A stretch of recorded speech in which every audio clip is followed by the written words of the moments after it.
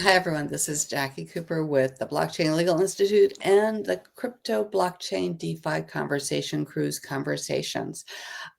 This is the first of our conversations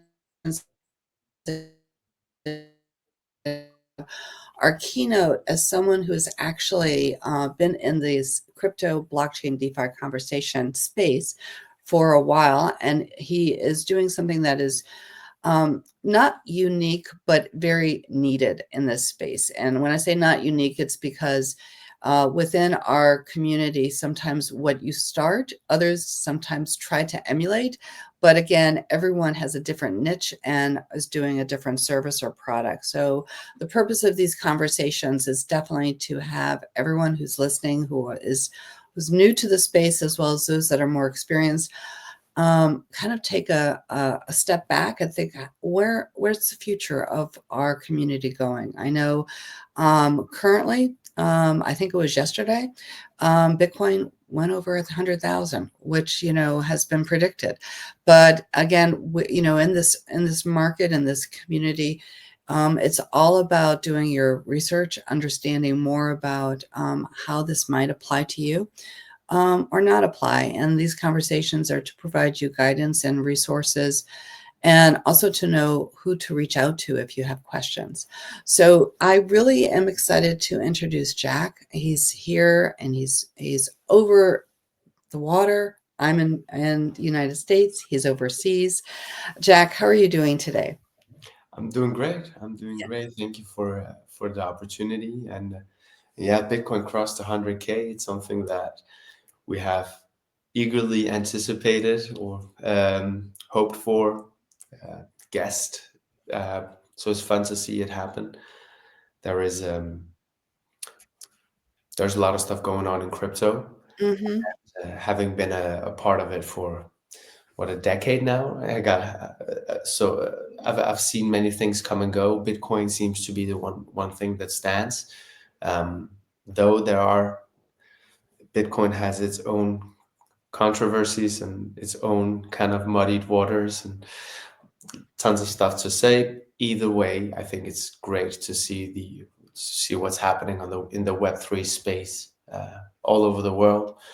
We're gonna get a much more pro crypto attitude from well, not only from the US but from Europe under MiCA regulation, and yeah, everywhere else essentially is now recognizing the value of blockchain and crypto to a degree which people like me who have been here for 10 years in this industry, we had kind of dreamt about and hoped for, and it's very, very unique to see it come to fruition like it is. So, how did you get into this space? What made you curious and decide that you wanted to actually build a business that is doing something that is very needed? I got into crypto via Bitcoin back in 2013. Saw Mt. Gox, MT Gox, one of the early centralized exchanges. I think the only centralized exchange. Of course, it got hacked and whatever. A lot of stuff happened with that. So, as with so many other people, I unfortunately lost the some stuff in those early days. It's not a lot. I bought a few Bitcoins in those early days. I just remember the price of it being like $13 or something per coin. Um, then it had its first kind of pump to a few $100s. And I got real curious on what was this thing. And initially it was just some nerdy kind of thing you find in the fringes of whatever Reddit or 4chan or whatever you are. It's just like it just came upon my radar in a weird way. And I thought it was fun, wired some money to this Japanese exchange. And after like 2 weeks or something, the bank got the money and I bought my Bitcoin. Bitcoin went up in price and I got more curious. I was a student. I was young, studying marketing, and like from that moment, all of us like it's like a blue pill moment.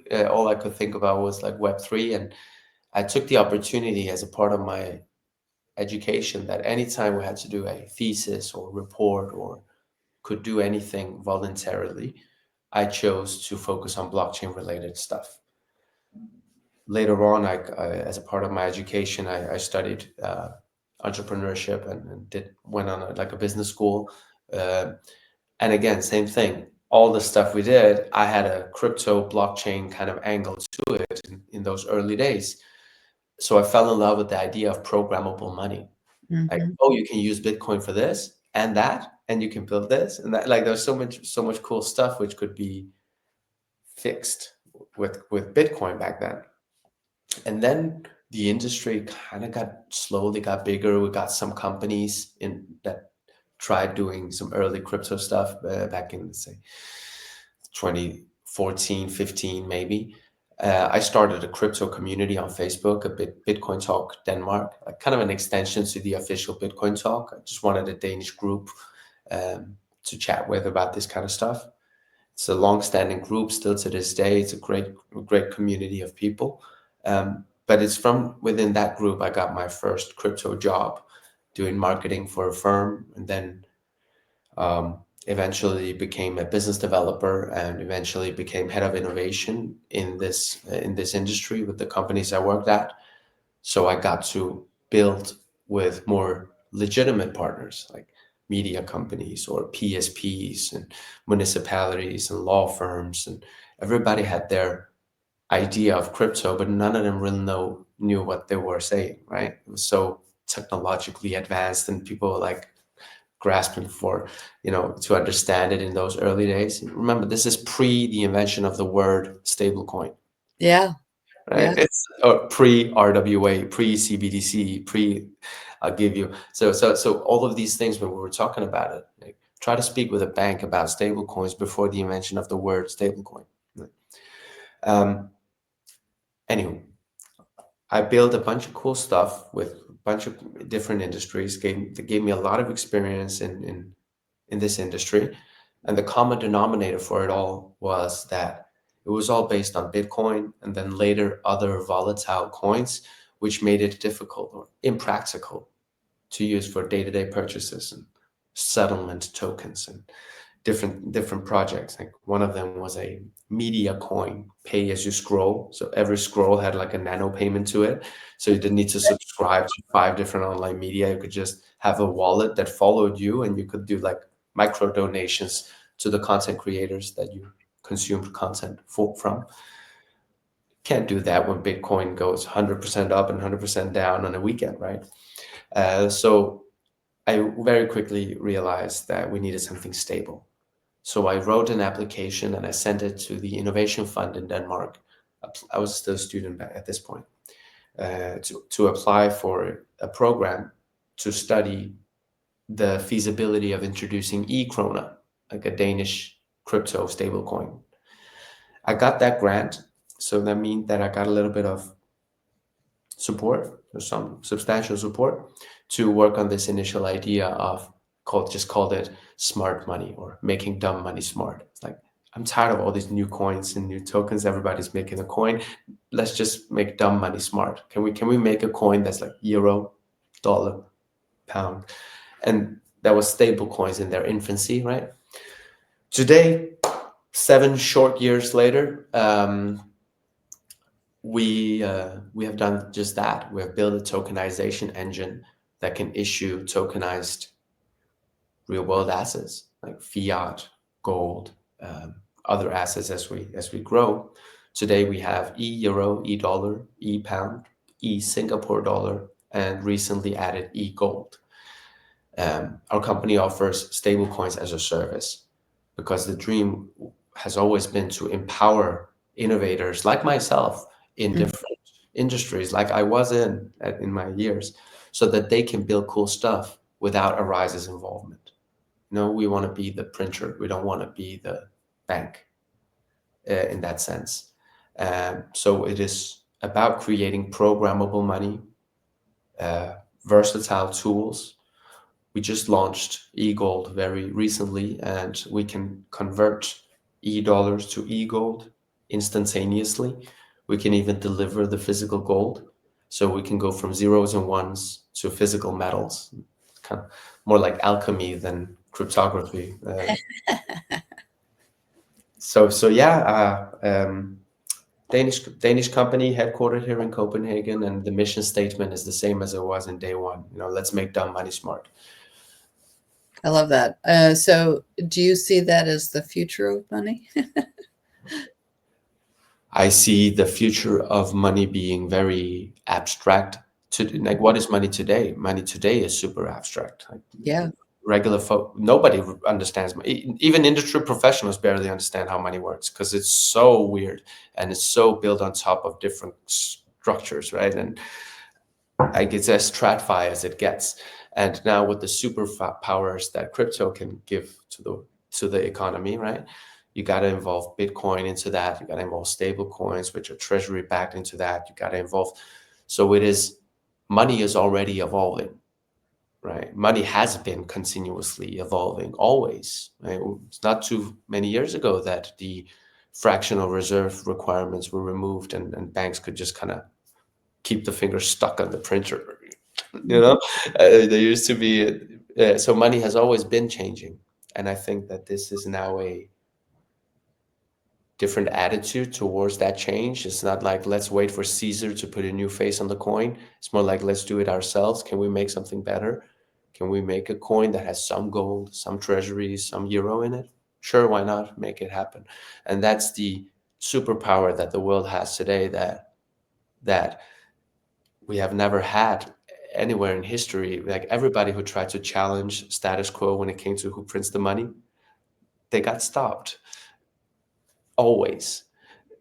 And Bitcoin and cryptocurrency and decentralization cannot be stopped. Saw that since torrents, piracy. There's a reason that works, because you can't stop a million people from doing something. You can stop one dude or one server, but you can't stop a community, right? And that's what Web3 is. It's a strong community of enabling forces that wants to challenge status quo.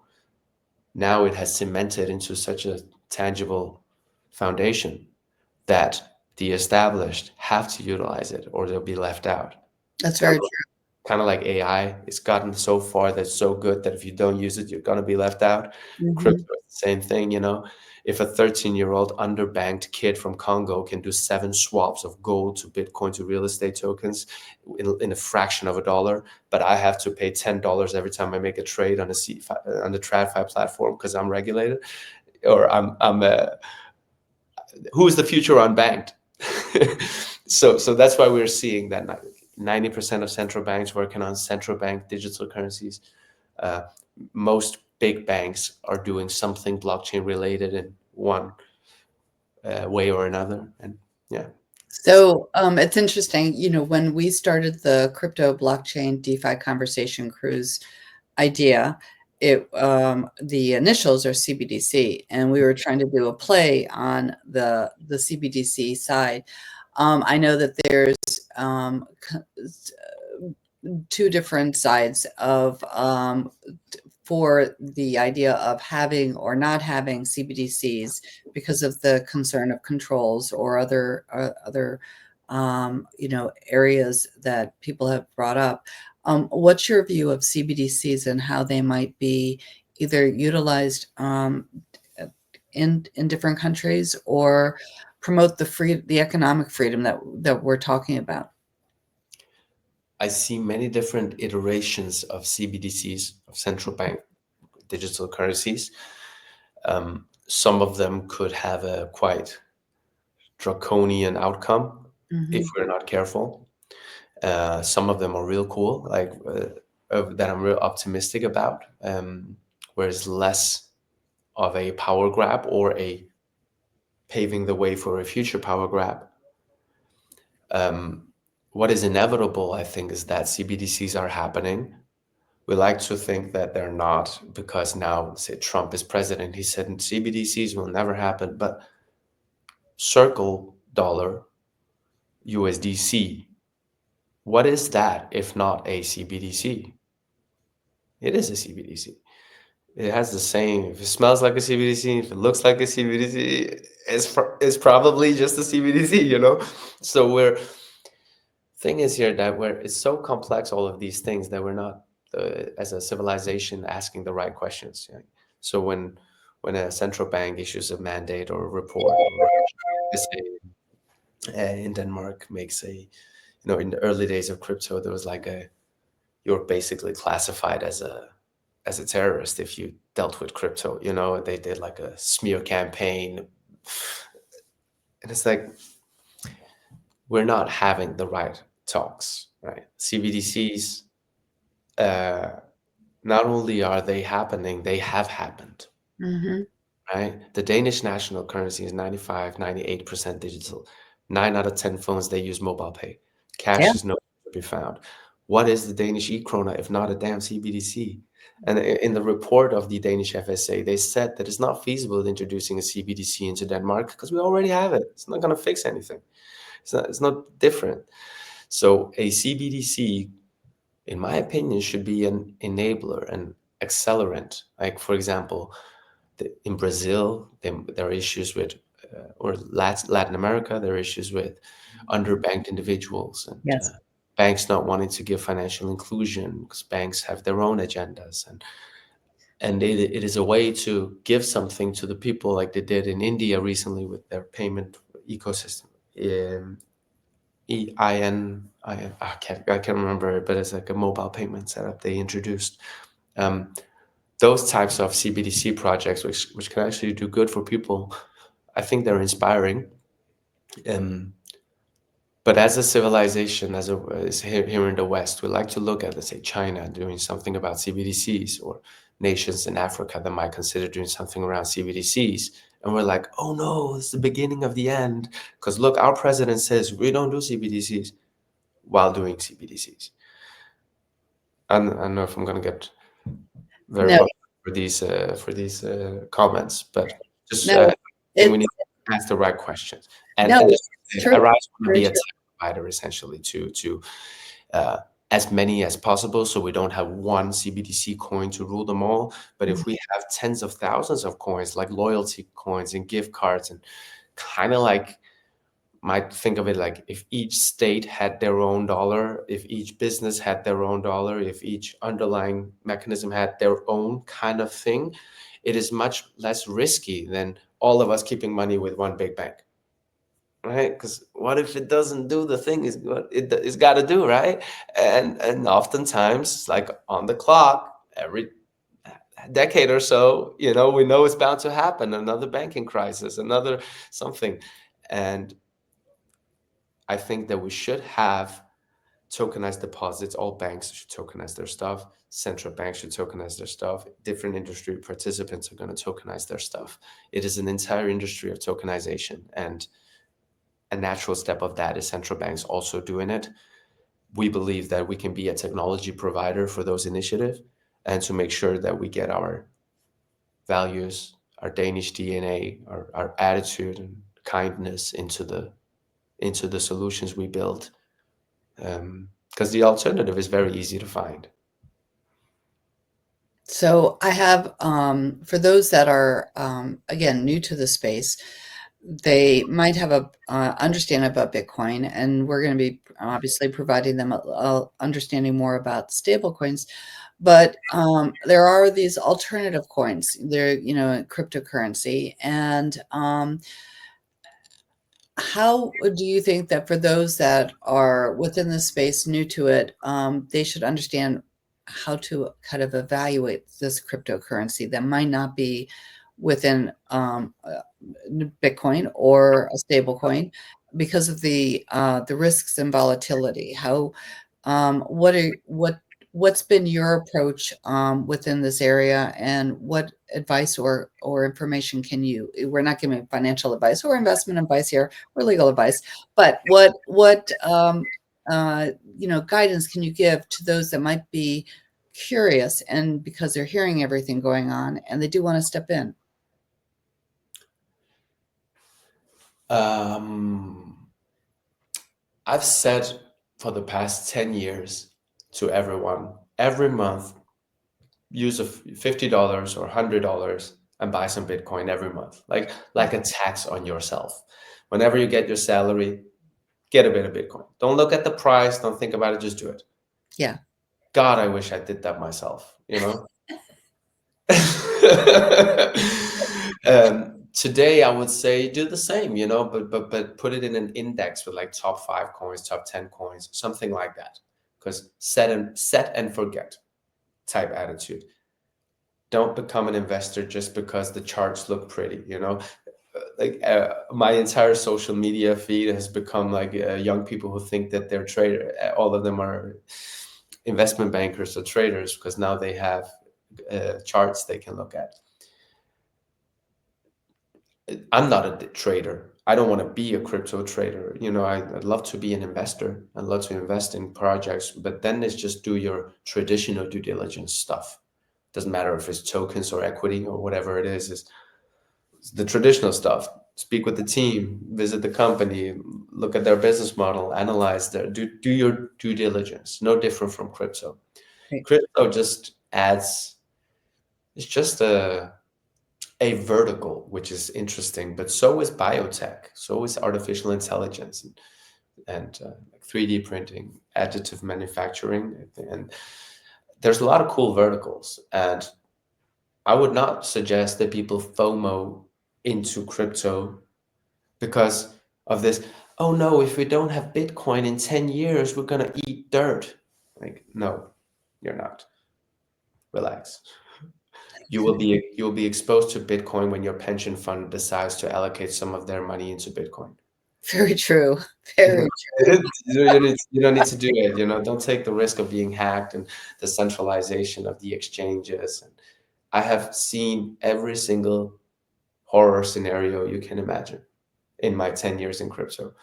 People getting hacked, phishing attacks, scams, wallets lost, ledgers lost. So no, don't swim in those waters unless that's something you really want to. If you want to swim with sharks, go ahead. But I wouldn't recommend it. So, you are very knowledgeable about wallets, and since we're starting off some of our conversation about the basics about mindset, and you did talk about Ledger. What guidance can you give on wallets, both the decentralized side as well as the centralized side, as well as the cold wallets, that type of thing? For those that, again, might be familiar, there's always other things that we need to learn. But what's your take on that? Yes, the previous question about, let's say, investing in crypto, Hmm. I think my stance on that was quite clear. But the wallets that can hold crypto, they can also hold so-called stable coins. They can also hold tokenized real-world assets and so on. So the the assets and the wallets and the ecosystem ties in together. Hmm. The reason I say don't invest is because anyone can make a coin now. Like, you can make a website, and there's a big chance of losing money. But why can everyone make a coin? It's because the tech stack and the ecosystem has matured to such a degree that now have shelf products, right? Some standard from here, some code from here, and then it works. You have a coin. Um, and you can keep that coin safely in a wallet, right? Um, so wallets, I read somewhere that 1/3 of people in LATAM have used stable coins for payments. I read somewhere that 4 million people are using MetaMask in the Philippines. MetaMask is a leading crypto wallet. Yes. And the thing with these wallets is you often hear in crypto, not your keys, not your coins. Hmm. And it can be compared to either you hold cash in your hand or you give it to a bank. If you give the cash to a bank, it becomes the bank's, and you get like an ownership certificate, an IOU from the bank, that they owe you that amount of money.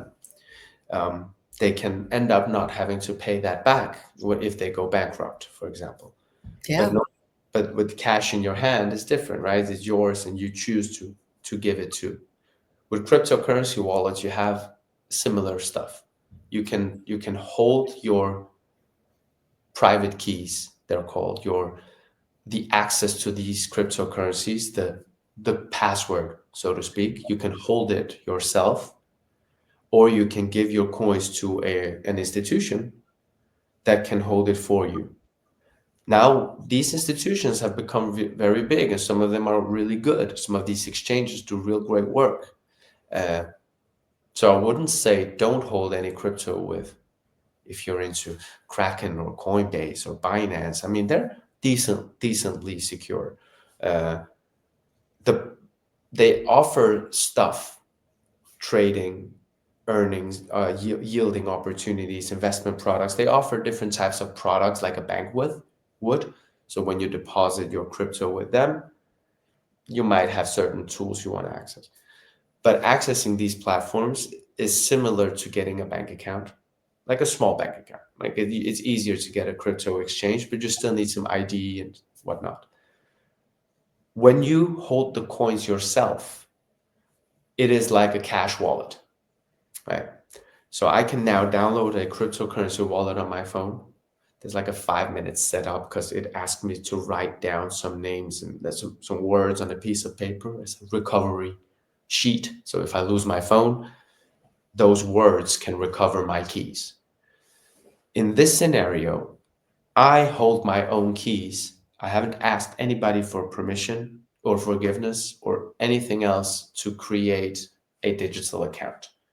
Now I can start accepting payments in stablecoins and cryptos and this and that. Arise has recently partnered up with MetaMask, one of the leading wallets. And the goal is to add our stablecoins that we can issue as stablecoins as a service. If we want to do a BLI USD or something like that, your own stablecoin, Right. we can make that spendable with the MetaMask debit card. Same thing with our gold stablecoins. So you can have actually spendable gold, which means that anybody around the world can download a wallet and start accepting payments for their services and for their products. And so I do think that the wallets and the ecosystem is super important. Not Hmm. a huge fan of the millions of meme coins and stupid coins that people deploy. Um, but when it comes to,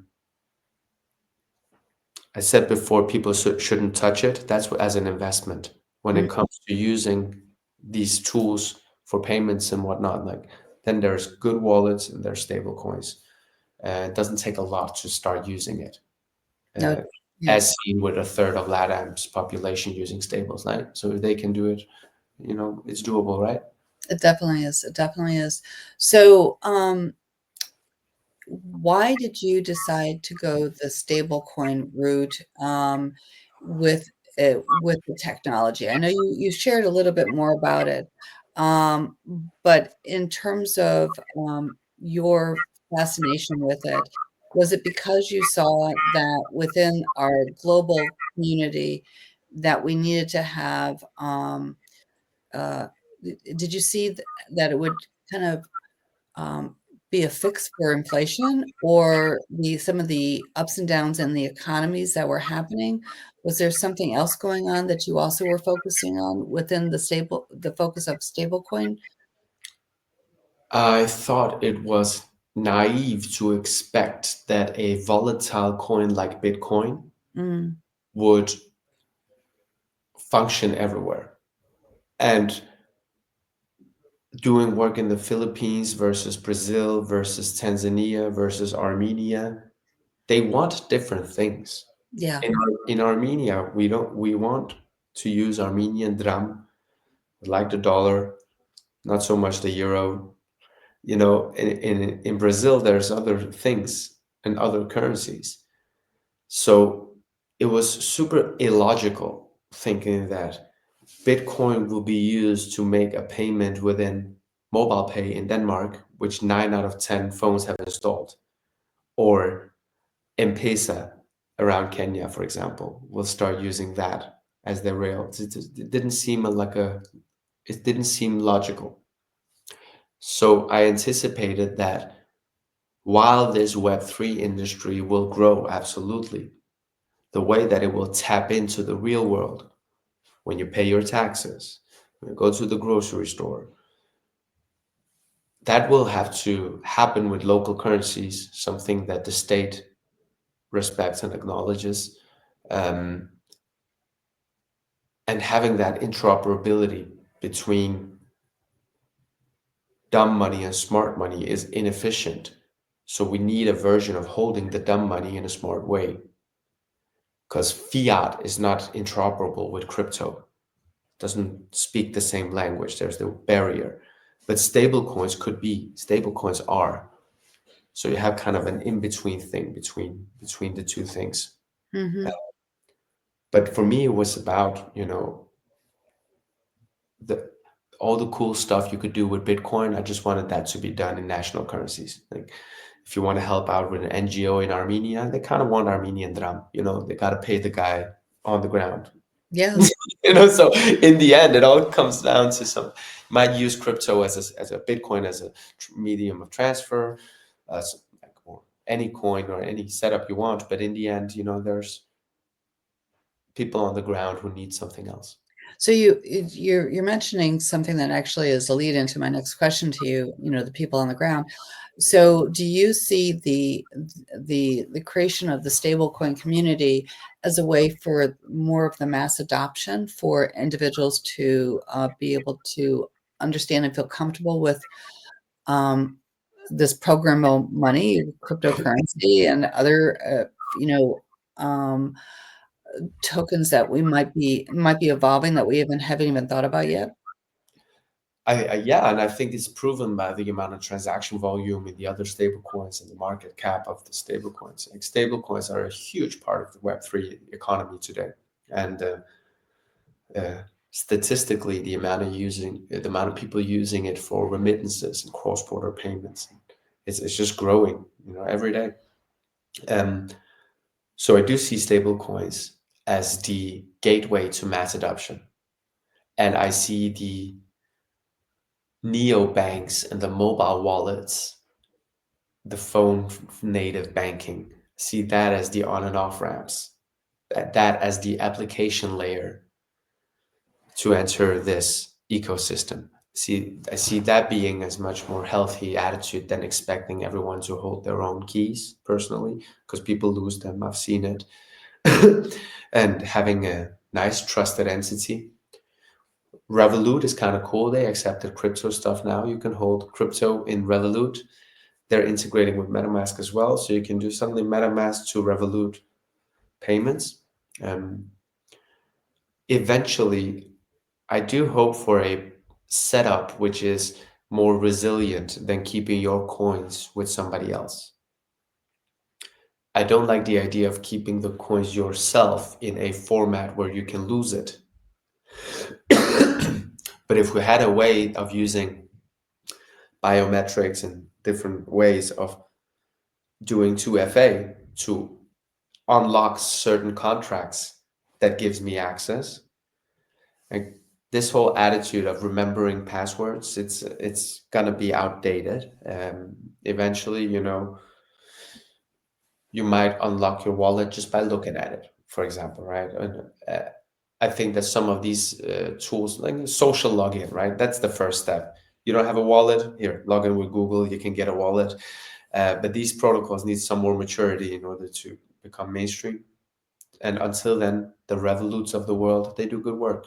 The Grab Pay, So I know that you're always thinking next steps, and with my background in law and education, and also both of us with families, you mentioned biometrics. One of the concerns I have about that, even though I understand the value of it, is what happens if I'm not around, or if there's a medical emergency. How, because if we're trying to create generational wealth for our next generation or our family, and at least with the ledger or with our wallets, we can figure out, okay, how do we give this information to our family member so that way they can then access. it's Where, doable in this. Again, in our company, we use multi-sig for everything. So it means you need multiple signatures to do Mhm. something.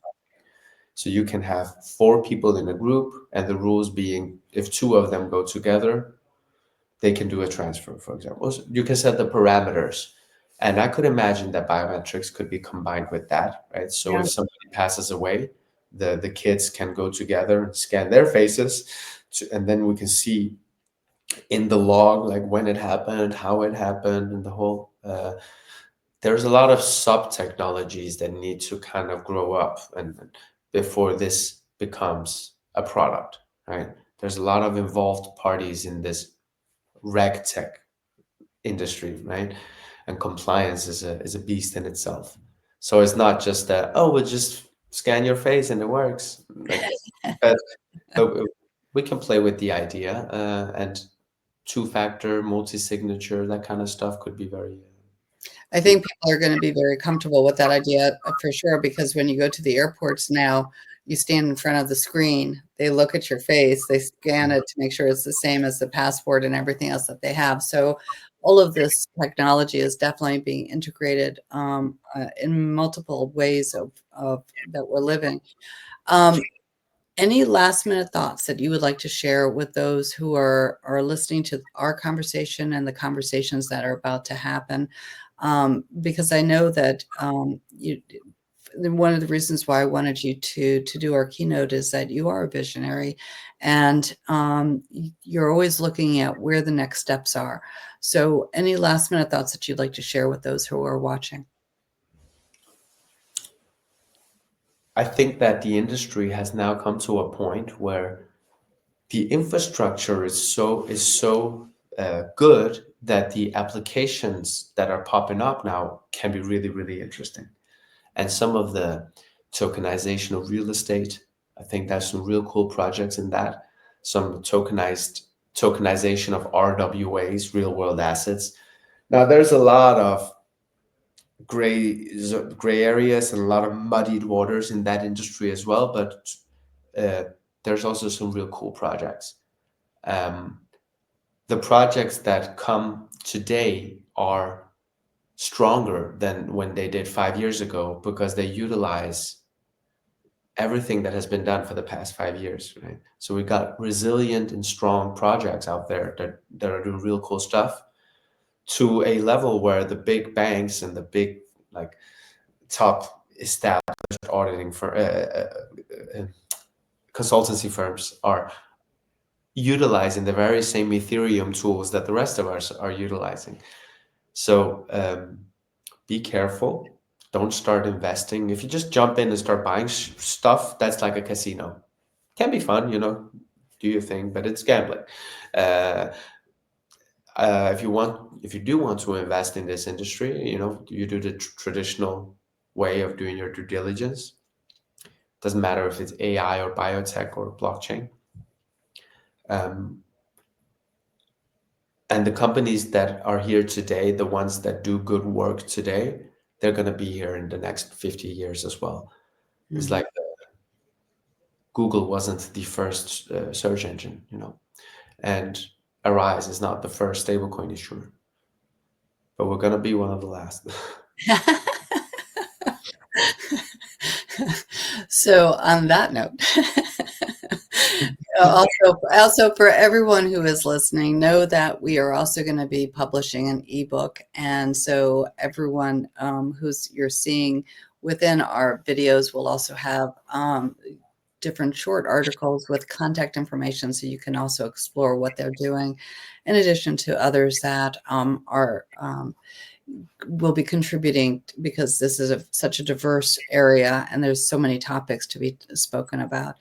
But thank you so much for coming on today and being part of the crypto blockchain DeFi conversation. And our cruise around the world continues now that we're going to be going to our next conversation. So for everyone, hit the next button so you can enjoy the next conversation and continue the learning. And thank you so much for being here, Jack. I know we'll have many more conversations during our time together. Thank you for having me. It was fun. Bye-bye.